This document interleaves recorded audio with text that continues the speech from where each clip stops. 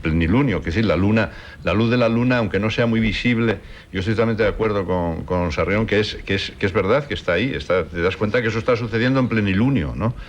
Y luego la escena de exteriores de la hoguera, ¿no? De la ejecución. Realmente todo el resto de la película son interiores, y son personajes todos interiorizados en su propia escenografía y en su entorno, ¿no? A mí me gustaría pasar un poco para cambiar de tercio al tratamiento que hace Dreyer de los actores, que es absolutamente, primero, muy madrugador. Por supuesto, todos los grandes cineastas, es la especificidad del cine a través de la cámara y sus capacidades reveladoras o succionadoras, muchas veces vampíricas, lo que tratan es de llegar a través de los personajes a los actores, y a través de los actores y los sentimientos de los actores al propio mundo personal que quiere expresar el director. En este caso, en Dreyer esto es paradigmático, es perfecto. Es decir, el Godard posterior que chupa inmediatamente y que se ha cansado de decir que las cosas que más le impresionan en su vida fue ver a la Falconetti La pasión de Juana de Arco, que naturalmente tiene mucho que ver con la vieja bruja que queman aquí. Es decir, todo ese tratamiento de los actores en Dreyer era de una exigencia y de una meticulosidad, como todo su puesta en escena absoluta. Él pensaba que respecto a las técnicas de Stanislavski, él conocía muy bien, naturalmente, todas las técnicas de interpretación, y con Stanislavski decía que estaba en gran medida, luego, por supuesto, lo tomó con gran unsalis, como hay que hacer con Stanislavski, seguramente con todos, y no hacer las exageraciones, llegar a las exageraciones que tenemos que reconocer, hicieron todo el actor estudio, Línea, Strasberg, Kazan, etcétera, etcétera, pero yo creo que Dreyer coge al buen Stanislavski, por decirlo de alguna manera. Entonces, hace que los personajes, es decir, se creen, o que los personajes salgan de los actores desde dentro, no impostados desde fuera, sino hechos realmente. Él, aclaro mucho más de lo que yo pueda ser preciso, otra vez con Dreyer, diciendo, yo a los actores soy una partera, les ayudo a parir el personaje. Y naturalmente, subrepticiamente, o al lado de eso, a revelarnos lo que son los actores. Pero tú fíjate aquí, que lo dice José Andrés Dulce en lo de Dreyer, refiriéndose a Dies Irae, hay dos escuelas de actores. Hay los actores veteranos que han estado 40 o 50 años en la escena, en su país, y gente joven. Pero el toque de él es tan grande que no hay ninguna arista de interpretación entre, digamos, la vieja escuela y la nueva escuela. O sea, la chica actúa de una manera distinta a como actúa Absalón, pero están perfectamente ensamblados. O sea, esta chica que a veces, no sé si a vosotros, a mí me recuerda a veces como a Teresa Gimpera. Bueno, me lo has quitado. A veces recuerda a Hildegard de Neff, o Missy Gaynor, o Elizabeth Montgomery, pero es como un poliedro, va cambiando mucho la cara de ella. Pero te lo recordaba a ti también, ¿verdad? Totalmente, bueno, a la Teresa Gimpera de hace años. Una actriz extraordinaria. El perfil de cara. Y algo más respecto a esa investigación tan fuerte y seguramente la más potente de la historia del cine, quizá en el rostro de los personajes. Él no maquillaba a los personajes. Pensaba que el maquillaje era realmente desproveer de las arrugas que el tiempo, que los sentimientos, que las sensaciones. Era quitar historia. Quitar historia. Claro. Y como lo que le interesaba realmente era llegar al fondo de la historia para contar su propia historia, para opinar. Ha sacado un tema el muy maquillaje bueno, para él es la goma de borrar, que no la usa. Claro. Sin embargo, la usa en la última secuencia célebre que le desaconsejaron, yo creo que está muy bien puesta, de Gertrude, la historia de Axel y de Gertrude. Pero como dice Eduardo, en la última escena, evidentemente están maquillados. Los restauradores lo que hacen es borrar la historia. Claro, que dibuja sin borrar, que es como hay que dibujar. Vamos a poner como estaba, dice, no, le has quitado la historia, le has quitado 2000 años, a lo mejor, estás borrándolo, ¿no? Pero tú decías el tema, lo de los actores. Tú fíjate la fuerza que ha tenido siempre Dreyer con el primer plano. Bueno, ya estaba lo que tú decías, la Falconetti. Pero tú imagínate ese plano que estábamos hablando ahora, Miguel, y que yo os decía, lo de la ventana y el humo. Yo estoy convencido que cuando tú miras por el visor de la cámara no es así. Hay algo entre la cámara y lo que sale después del laboratorio, del proceso del revelado. Y eso yo creo que él lo sabía, porque el misterio de Dreyer, de la luz, ya lo decía Truffaut, los visillos más luminosos de la historia del cine están en sus películas, las ventanas más luminosas. Las velas más luminosas de la historia del cine. Aquí está, tú ves esos visillos. O visillos. Fíjate tú. Los ataúdes. Cuando hablábamos de ese elemento de que Dreyer cree en algo sobrenatural, yo creo que una de las cosas que él cree sobrenaturales es que la cámara registra cosas que no vemos.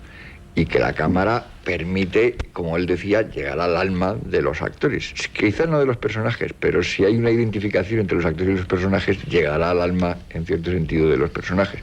Y que eso él lo hacía acercándose a ellos, no excesivamente y en los momentos adecuados, porque claro, es uno de estos que juegan con la dosificación de los tamaños de los planos.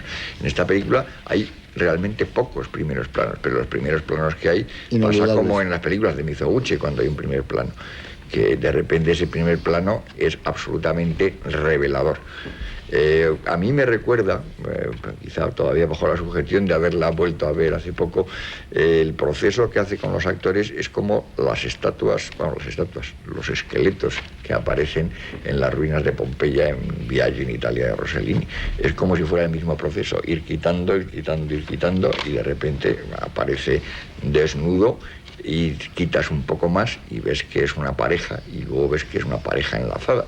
Bueno, es un poco el mismo procedimiento, pero hecho a base de despojar, con lo cual es lógico que una de las cosas que les despojara, aparte de convencionalismos de histriónicos y cosas de ese género, excesos de expresión y demás, es el juego este, como también lo hace el despojarlos casi siempre del juego de planos contra planos, e incluso forzar de alguna manera antinatural, si se quiere, como ocurre en Gertrude, que eso despista mucho, el evitar que se toquen y que se miren incluso, ¿no? Es que tiene la sensación de que se incendian enfrente de la cámara, porque no están hablando entre sí, están hablando en algún sentido a la cámara. Me parece muy pertinente, una vez más, la alusión a Mizoguchi. Yo siempre he pensado, y lo he dicho a los amigos, que siendo tan occidental, Dreyer es un cineasta casi oriental, casi japonés. No, se parece mucho a mí. Y os voy a decir, porque eso lo he descubierto hace muy poco, qué datos afianzan o pueden afianzar mi hipótesis. Una escuela japonesa de estética, quizá anterior a la Segunda Guerra Mundial, en que estaba Occidente muy separado culturalmente de los modos orientales, se acercó al mundo occidental para ver realmente cómo era la estética o cómo eran las artes occidentales. ¿Y sabéis cuál fue el primer autor que les atrajo a los orientales? Gente muy refinada y con una cultura zen y sintoísta. Kierkegaard. Y entonces cuando me enteré esto, amigo, ya amarro. Es decir, hay una sensibilidad oriental que tiene que ver con Kierkegaard y naturalmente tiene que ver con Dreyer, porque realmente en toda la espiritualidad y en todo el arte, es decir, en las dos funciones simbólicas, el arte y la religiosidad nórdica, está absolutamente presente ese cristianismo totalmente el mundo del pecado, torturado, de la culpa, sobre el cual trata de reaccionar. Kierkegaard no solamente rechaza a Hegel, sino rechaza también naturalmente el fanatismo protestante que es la bestia negra de Dreyer, y no solamente el fanatismo protestante, sino el fanatismo nazi, los fanatismos que vinieran o que pudieran venir. En ese sentido se han hecho pocas cosas mejores que la escena de la bruja cuando la están torturando.